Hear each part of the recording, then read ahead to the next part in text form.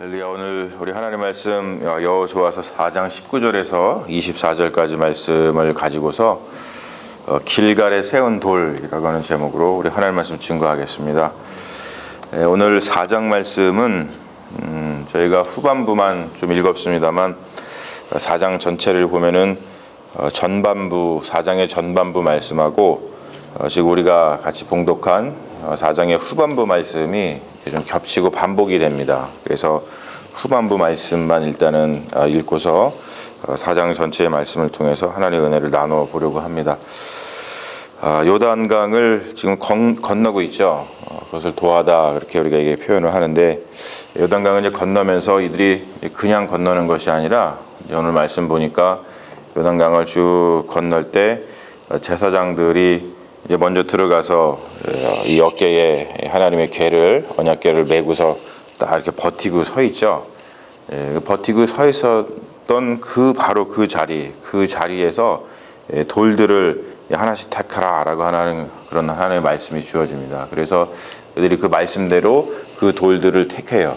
택하되 각 지파에 이제 하나씩 해가지고 12돌을 이렇게 택하는 것을 이제 볼 수가 있죠.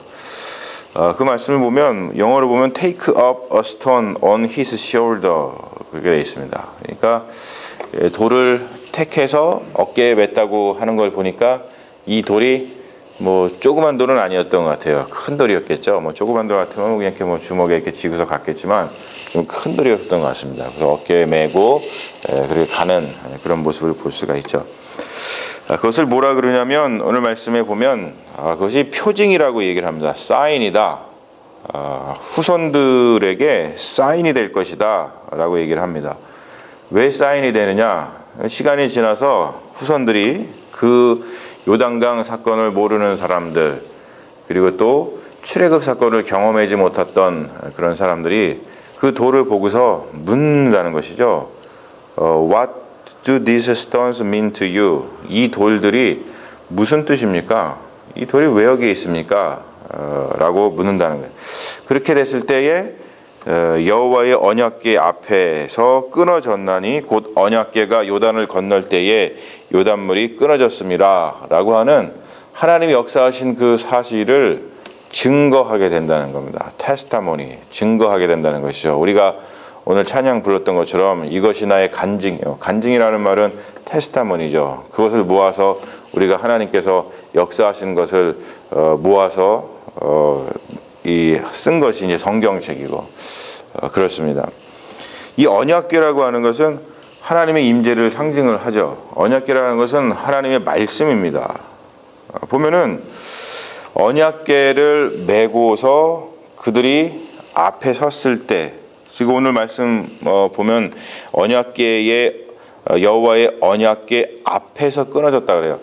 요단강이 이렇게 막 흘렀습니다. 막 흘렀어요. 요단강은 가나안 땅을 들어가는 데 있어서 마지막 그들을 막고 있었던 어떤 장애물과 같은 것이었죠. 그런데 하나님의 말씀 앞에서 그 요단강이 끊어진 거예요. 여러분, 이것은 굉장히 우리가 좀 이렇게 주의를 기울여서 봐야 되는 그런 말씀입니다. 그러니까 하나님의 말씀이 딱 그 앞에 놓여지면 그 하나님의 말씀 앞에서, 즉 그 앞에서 그들을 막는 문제, 하나님의 말씀을 붙들고 사는 하나님의 백성의 어떤 삶을 막는 그런 문제가 더 이상 그들 앞을 막아서지 못한다는 것이죠. 여러분, 이게 말씀의 능력인 줄로 믿습니다. 말씀의 능력은 참으로 대단하죠. 그래서 여러분, 우리가 인생을 살면서 문제가 있으면 하나님의 말씀을 들이대는 게 중요해요. 내 삶 속에 문제가 있는데 이게 요단강 같이 막 흐르고 있기 때문에 이걸 우리가 건너야 되는데 이것을 어떻게 하지? 그럴 때 여러분, 오늘 말씀을 꼭 기억하십시오. 말씀을 들이대는 거예요. 말씀을 어깨에 메고 그 삶의 문제 앞에 딱 버텨 서는 거죠. 그러면 그 문제가 사라지고 평안이 온다는 것이죠. 저는 이런 경험을 참 많이 합니다. 이게 뭐랄까요?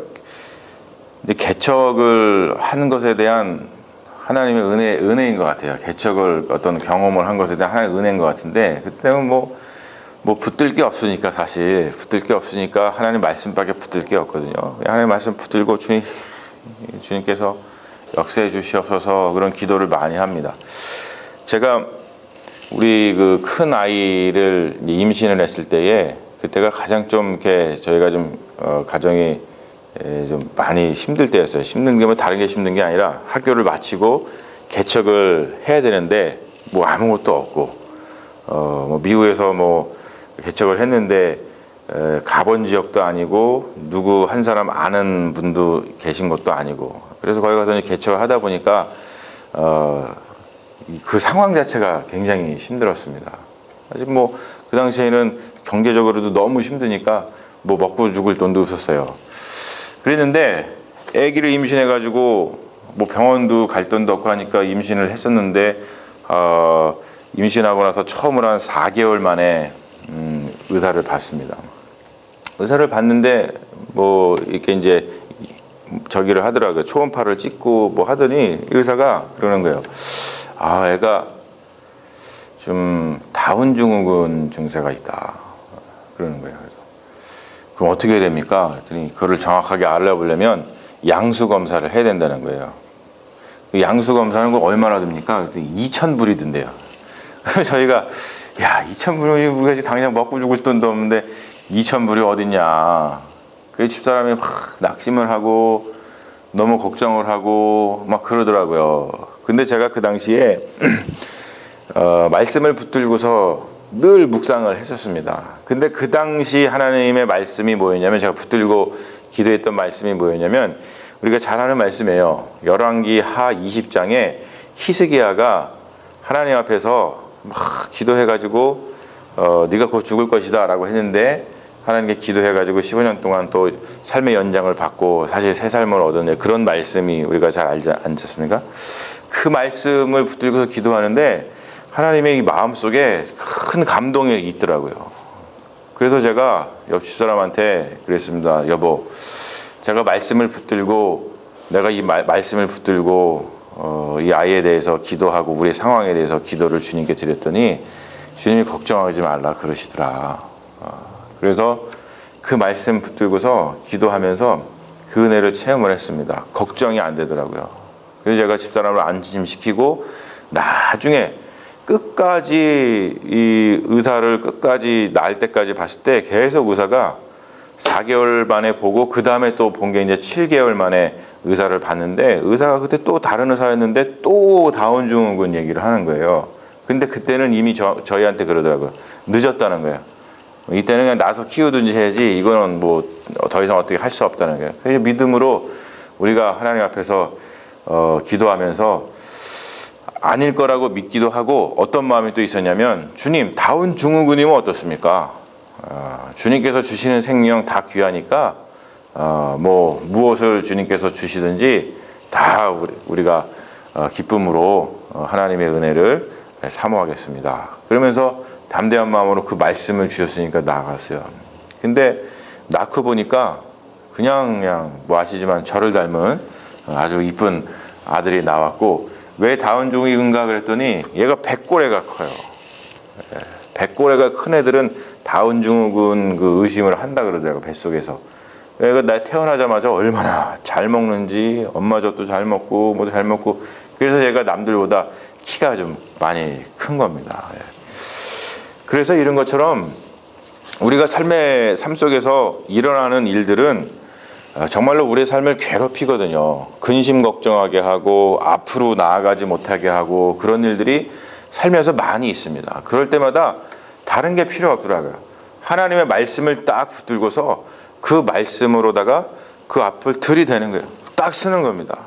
그러면 그 말씀이 우리 삶 가운데 우리를 막고 있고 우리를 근심 걱정하게 하는 그런 것들을 하나님의 말씀이 해결해 주시는 것을 우리가 늘 우리 삶 가운데서 경험하게 되는 줄로 믿습니다. 사랑하는 여러분, 우리 삶 가운데 징표가 있습니까? 그럼 간증이 있습니까? 믿음의 스토리죠. 신앙의 스토리죠. 신앙의 어떤 영웅담이라고 그럴까? 성경은 온통 그 이야기입니다. 온통 그 이야기예요. 믿음으로 사는 자에게는 신앙의 스토리가 쌓일 수밖에 없다는 것이죠. 믿음으로 사니까. 요단강을 건넌 이들의 신앙의 스토리를 우리가 지금 듣는 거 아니겠습니까? 22절에서 23절 말씀, 그게 신앙의 스토리입니다. 이스라엘이 마른 땅을 밟고 이 요단을 건넜음이라. 너희의 하나님 여호와께서 요단물을 너희 앞에서 마르게 하사 너희를 건너게 하신 것이 너희의 하나님 여호와께서 우리 앞에 홍해를 말리시고 우리를 건너게 하심과 같이 같았다라고 하는 신앙의 스토리를 우리가 지금 듣고 있지 않습니까? 우리가 지금 어저께도 김웅 목사님 같이 만나 뵙고 그랬습니다만, 저는 교회를 생각하면서 특별히 이제 제가 이렇게 여호수아서의 말씀을 갖고서 이 새벽마다 여러분들과 함께 하나님의 말씀을 나누는 것을 참 감사하게 생각을 하고 있습니다. 왜 그러냐면 지금 우리가 요단을 건너는 것 같은 삶의 정황이 있죠. 이런 요단을 건너는 것 같은 실제로 우리 삶 가운데 우리 교회 공동체에 그런 일들이 있잖아요. 여러분 어떻게 이러한 요단강이 우리 앞에 놓여 있는 이것을 어떻게 우리가 건너겠습니까? 다른 방법이 없다는 거예요. 오늘 말씀처럼 하나님의 말씀을 어깨에 매는 거죠. 하나님의 말씀을 앞세우는 거예요. 문제 앞에 하나님의 말씀을 세워놓고 그리고 믿음으로 건너는 수밖에는 없다는 것이죠. 여러분, 우리가 그러한 믿음을 가지고 하나님의 말씀을 앞세우고서 건너면 그것이 바로 우리 삶 가운데 하나님을 향한 간증이 되고 찬양이 되고, 그것이 또한 우리의 후손 또 우리의 자녀들에게, 우리 자녀들이 우리에게 뭔가를 물어볼 때 왜 아버지는, 왜 엄마는 그렇게 하나님을 섬깁니까? 라고 할 때 글쎄 그런 것이 아니라 이래서 그렇다라고 하는 것처럼 오늘 이렇게 오늘 말씀 가운데 증거, 신앙의 스토리를 그 후손들 앞에 이렇게 당당하게 내놓는 것처럼 우리 믿음의 후손들에게 우리도 당당하게 내놓을 수 있는 그런 신앙의 스토리들이 우리 마음속에, 우리 심령 가운데 차곡차곡 쌓이게 될 줄로 믿습니다. 사랑하는 여러분,